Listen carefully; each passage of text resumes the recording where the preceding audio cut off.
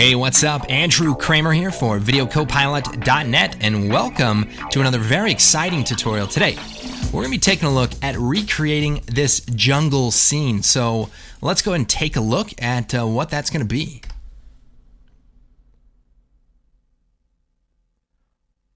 All right, so what we're going to need is a machete and a video camera. And what we want to do, or wait, actually, never mind. That's for something totally different. Just disregard that. What we're going to be doing is creating this jungle scene using images of some different plants. And it's going to be pretty cool. Now, this is a jungle, but there's probably somebody out there looking at this and saying, hey, those aren't plants that are from the jungle, or frankly, they're not even plants that belong in the same habitat. Well, I'm sorry you became a naturologist, but at least cut me some slack. We're just trying to make some motion graphics here, all right? So what we've done is taken 4 separate plants and randomized them and distributed them into 3D space. So the first thing that we need is some plants. So we actually have some images that are going to be preset, but I want to show you how I extracted them from the images. So inside of Photoshop, I'm using CS5 here. I've got this image of a tropical plant, and what we can do is take the quick selection tool, and it probably looks really large, but you just want to go ahead and size it up there, and then you basically just paint on the areas that you want to keep. And it's really, really fast. So we just kind of paint the main part of all these leaves. Very good. Paint that up. And if you hold down Alt, you can subtract areas. So if you accidentally add an area that you don't want, you can just hold down Alt and subtract it. So you can see what that does. And once you have a selection, I'll go ahead and just add this part back in. Once you have a selection, we can then create a matte. So to do that, just double click on the layer, turn it into a layer, hit OK, and then click on the layer mask button here. So there you go. And the other thing you can do is if you select the matte, you can choose select refine mask, and there's some cool options in here to tighten up the edge a little bit. You can turn up the contrast, and then you can shrink it or whatever to make it look a little nicer. So there you go. And then just save it off as like a PNG and import that into After Effects. So pretty straightforward. So back in After Effects, let's go and create this jungle scene or tropical forest or whatever it is. Here.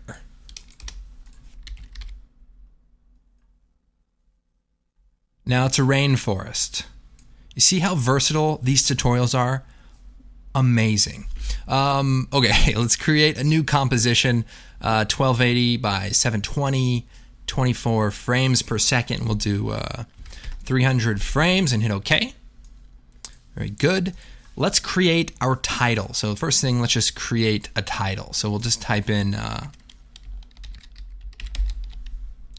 this was my original idea, was putting welcome, and then you're in the jungle. And then it didn't make enough sense, so I didn't. So we've got this title. We'll make it a little bigger here.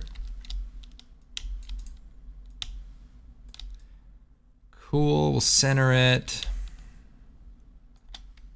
And let's pre-compose this. So one of the cool things about the way I've set this up is that you can go into the title holder and change the text, and it procedurally updates inside of the final comp, and it's got all the nice little crunchy edges and stuff. So I always like to do it that way because if there's any changes that need to get made, it's easy. So there we go. Let's pre-compose this layer, pre-compose. And that's just going to put it in its own comp. So we'll call this title holder. We'll hit OK. And we'll put this into a folder called tutorial comps, and just to put it outside here. All right, so the next thing we want to do is add the crispy edges to our title. So let's take our title holder and duplicate it. So we're going to use a copy, and we'll come over here. We're going to type in roughen edges, and we'll drop that on our comp, then hide the bottom layer. So if we look closely, we can see we have these crispy edges. We can play around with a different type, turn up the sharpness, and maybe off that border just a little bit. So we're basically just looking to add a little bit of roughness to our title. All right, so that works pretty good. Let's come back over to our project. And I've got this metal texture from cgtextures.com. And I'm going to bring it out. It's just a big image. And we're going to put it below the Roughen Edges title. And we're going to choose Alpha Matte. So now we have that version of the title. And then we have our original underneath it. And let's go ahead and add a color. So we'll come over here and we'll type in fill.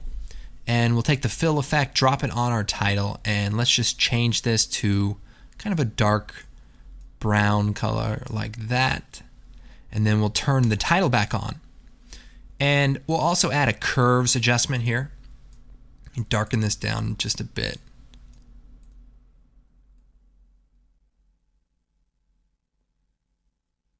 All right, and we can also add a little bit of warmth to the title using the curves adjustment. So there we go. And that's the difference there. So the next thing I want to do is add a little bit of that three-dimensionality that you can see in this title here. So if we look at it, it's got a little bit of a bevel around it, and it looks pretty nice. So let's try to do that. We'll take the metal texture.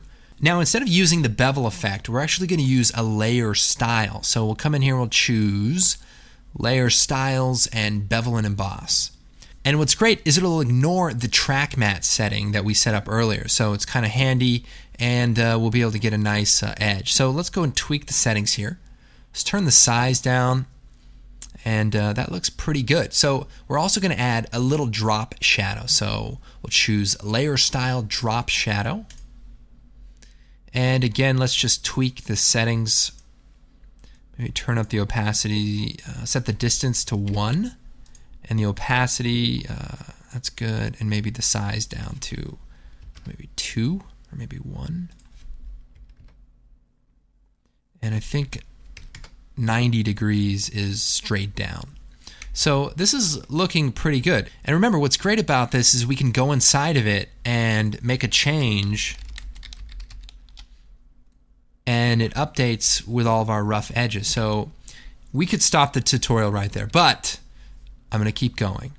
We'll change this back. I don't even know what it was. Who knows?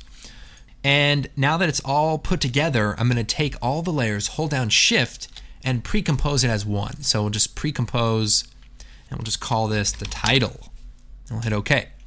So now we're going to make it a 3D layer. And then let's create a camera. So we'll hit New Camera. We'll do like 35mm and hit OK. So we'll set that up. Let's also create a null object to help animate the camera. And what I need to do is turn the null object to a 3D layer.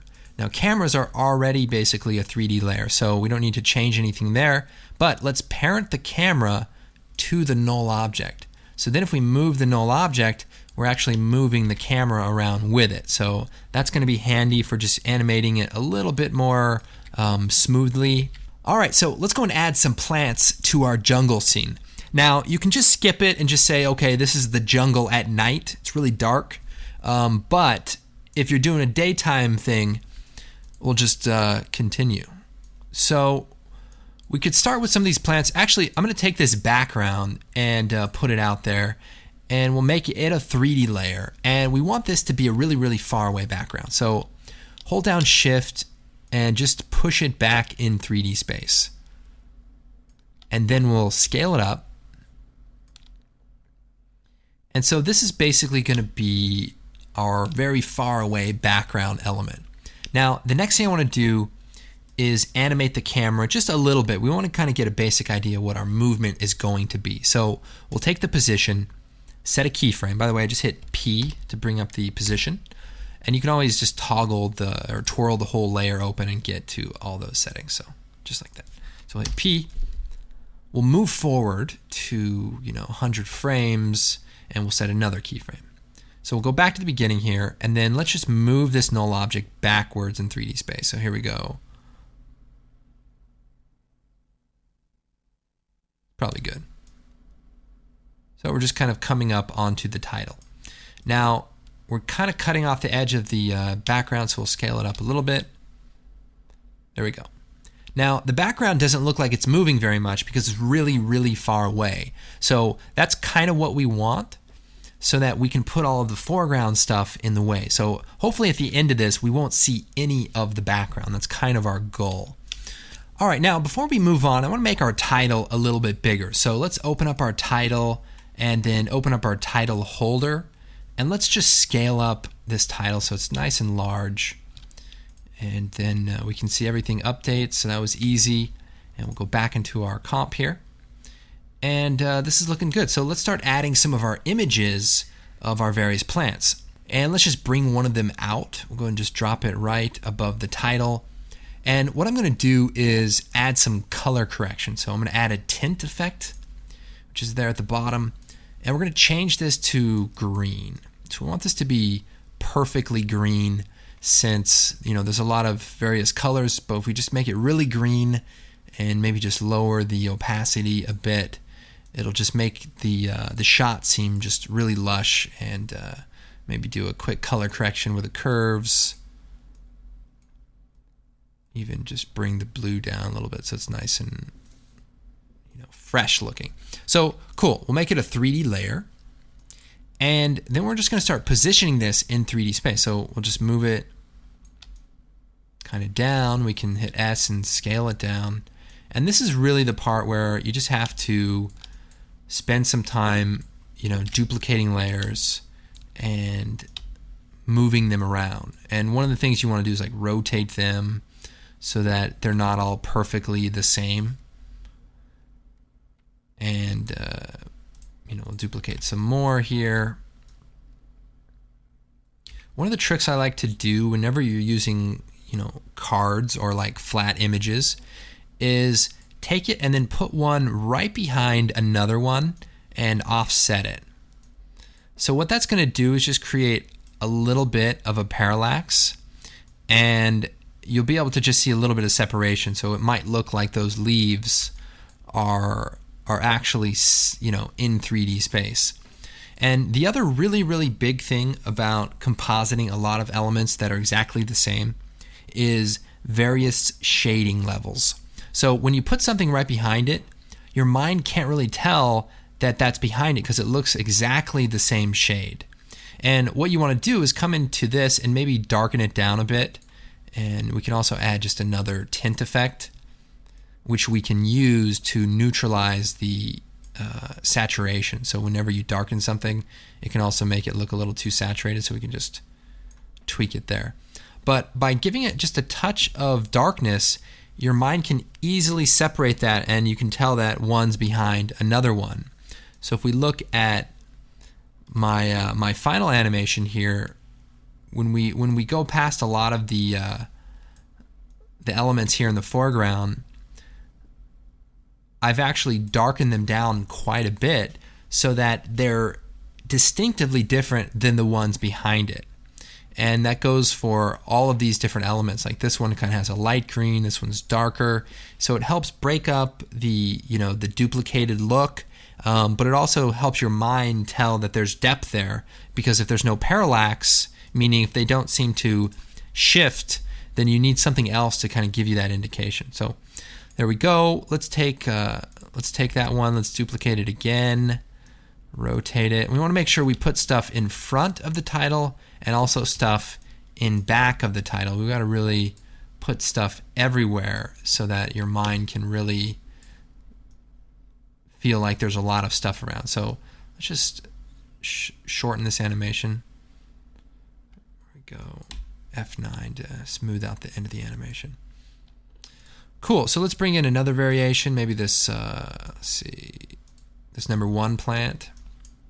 Again, let's take the color correction effects, copy them, and then paste them so that they look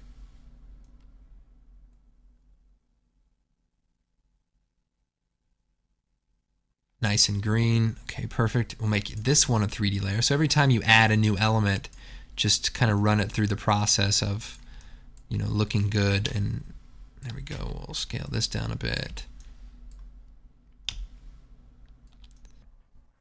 All right, so I'm back. Now I've distributed a bunch of layers here as randomly as possible. Put some up in the top. Make sure there's some far away. And then as you scrub through it, you can kind of see where the bare spots are. Maybe over here, it's kind of empty. And just start filling it in. And also the layers that are close to the camera, you really want to make it look fun. So you put them close to the camera and then the camera goes past them and things like that. So this is looking good. Let's just do a couple other quick things to kind of finalize this. We'll take the background here and let's turn it up a bit brighter so that it makes it seem like there's a little bit more distance there. The other thing we can do is add sort of an overall color correction. So we could just do an adjustment layer. And then also, one of the things that was helping me animate was I added a small expression, and I actually added it to the camera. So if we hit P, and you see I'll just delete this expression here. So we've got a straight shot here, but I want to add a little bit of life to the camera. So we're going to Alt-click on the position, and we're going to type wiggle 0.3, 20, and in parentheses, you type that in, and now the camera is just going to have a little bit of life and a little bit of movement to it. And that really helps you see the separation and the distance. So that's that. Back to this color correction. First thing, actually, let's just do like a quick vignette. So we'll take, by the way, to hide everything, Control-Shift-H, because this will just drive you crazy. But you do need to turn it on sometimes. So we have our adjustment layer. I'm going to take the elliptical mask tool and draw a circular selection. And we'll subtract it. We'll add a curves adjustment here. So we'll darken it down a bit and then hit F to feather it.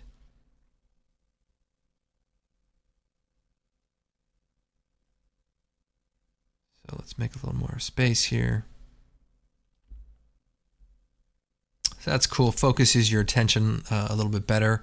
The title. Let's take a look at the title. So come down to the title. Let's color correct it. So let's just add a little bit of contrast.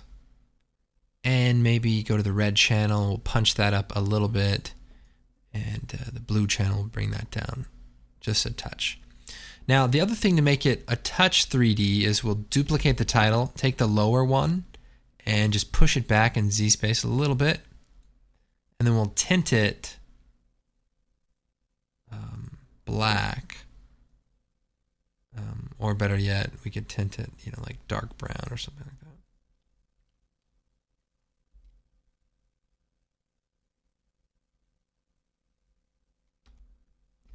And just to give it a little bit of depth, we don't need to go too crazy on it, and maybe even move it up, just so it's nice and easy to read. Okay, cool. That is looking good. Finally, let's go back to the color correction that we had started, and we'll just do an adjustment layer here with curves. Give it a little bit of contrast. Maybe some warmth.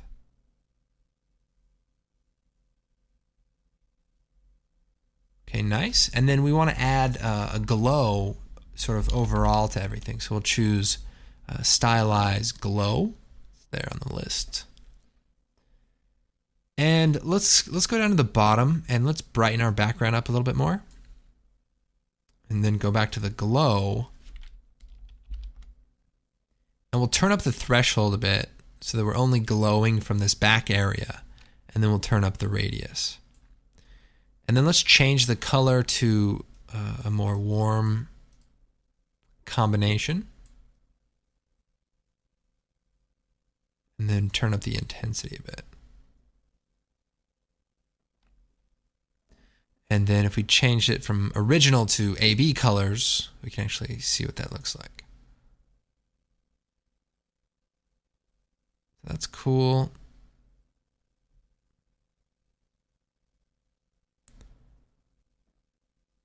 Very nice.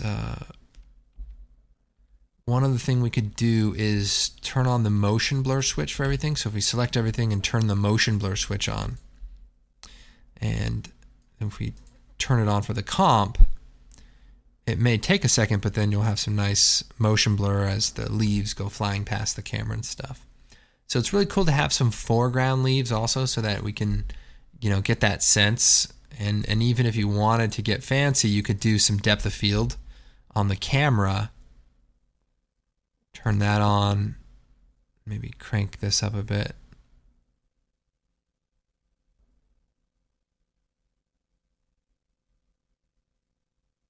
So it can be a little bit slow to render, but it's got a nice, microscopic look to it, which could be interesting. It's one fun idea. Lastly, let's add sort of the micro particles that are inside of the jungle. Maybe they're bugs, I don't know. And we'll just create a solid. We'll solo it here. And you could do it a couple of ways. You could use particle world, CC particle world, or we could use particular. I would prefer to use particular, but just so everyone else can kind of follow along, I'll just use particle world. And let's set the birth rate down to about 1 and the life to 25. And then let's go down to the producer and turn up the size of the producer area. And then let's go to the physics. We'll set it to maybe twirl. Turn the velocity down, maybe 0.01. And turn the gravity off. And then let's change the particle type to a faded sphere. There we go. And 25, and then go to the, let's see, opacity map here, and let's just turn this on all the way. And what I want to do is freeze it so particles, see how it keeps, new particles keep getting added? Well, I'm going to freeze it at one point in time. So come up here to the birth rate, set a keyframe, and then move forward 1 frame, and set the birth rate down to 0. So everything after this point in time will stay, and the particle count won't change as long as the particle life is long enough. So then we can just move the layer over and extend it. And the other thing I need to do is just turn up the radius and maybe turn the size of the particles down. So we'll set it to add. We'll unsolo it here for just a second. And that's pretty much it. We can come in here to the physics and play around with, the amount of twirl or whatever, just so the particles aren't static. And maybe moving around just a little, 0.05 perhaps. So that looks pretty good. And again, we could turn up the size of those particles. They don't have to be that small. And maybe move them up. So that's the basic idea. We've got some particles, and we've got our glow. Pretty much everything I did in the original example is right here. Let's see, our background got shifted a bit. We'll just slide it over. The only thing I did differently was, instead of doing a straight-on animation, I added just a little bit of a camera move. And so it starts over on the right here, and then it pans over to the left to kind of reveal the title. And the way I did that was just took the camera, hit R for rotation, and towards the end of the animation where I want to be rotated towards it, I set my keyframes. I hit F9. And then in the beginning, I just rotated the camera over to that direction. And then I just took the background that was already there, duplicated it, moved it over, and then rotated it, basically to fill it up. And I didn't want you to be able to see any of the seams, so I just duplicated a lot of the elements and put them over there. So the camera pans and then it comes over here. So what's cool about this is you just get a little bit more movement to your camera, And all you really need to do is just fill in that space, the area that the camera is looking at, with some extra trees. Definitely put some foreground stuff in the shot. And remember, in this particular shot, I darkened a lot of the foreground elements so that it seemed like they were getting close to the camera a little bit more. So just little details like that. You could add some of these vines kind of hanging around in 3D space. I've got a couple of them here, just layers hanging around. And all right, well, I think it's all here. I hope you guys learned some stuff. My name is Andrew Kramer. Be sure to visit the website, videocopilot.net, and look for us on Facebook and also on Twitter. Thanks again. We'll see you next time.